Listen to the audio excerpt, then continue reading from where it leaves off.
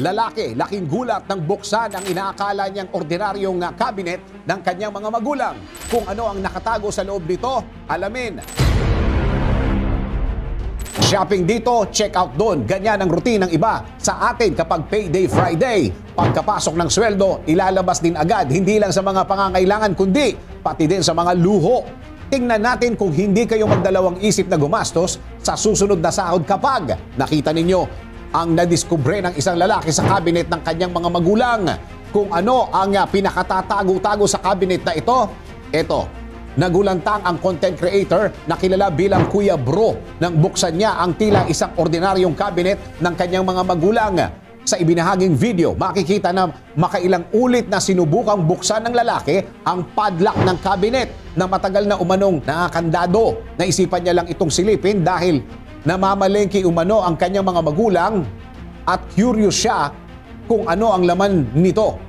Nang tuluyang mabuksan ang kandado ng cabinet, bumungad sa lalaki ang samot-saring mga gamit na napapalibutan na ng mga agiw at alikabok. Isa-isa itong kinalikot ng lalaki na maayos niya ring ibinalik dahil walang permiso niya itong binuksan. Nang binuksan niya ang isang lumang bag, nagulantang ang lalaki nang makakita ng sandamakmak na 20 pesos na masinop na itinabi ng kanyang nanay.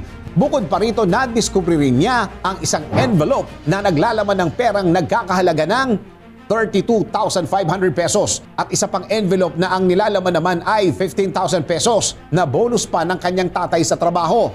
Hindi pa riyan nagtatapos ang itinatagong yaman ng kanyang mga magulang dahil meron pang isang kahon na siksik ng mas malaking halaga ng pera na binubuo ng mga ito na mga tigwa 100, 50 at saka mga 20 peso bills. Ang video ng naisipang kuhanan ng lalaki out of curiosity, nagsilbing inspirasyon at paalala na bagamat minamaliit ang halaga ng mga barya, lumalaki pa rin ang value nito kapag pinagsama-sama. Samantala, napabilib naman ang mga commentators at pinuri ang pagiging masinop sa pera ng nanay ng uploader. Sa katunayan, sinabi ng content creator na 2 bags ng kanyang nanay ang muntikan na nilang itapon na naglalaman din pala ng mga pera. Sa mga gastador dyan, na-inspire ba kayo na mag-ipon dahil sa kwentong ito? Hinay-hinay sa paggastos at pag-ipunan ang kinabukasan sa halip na magwaldas sa mga bagay na walang katuturan. DWIZ Research Report. Report.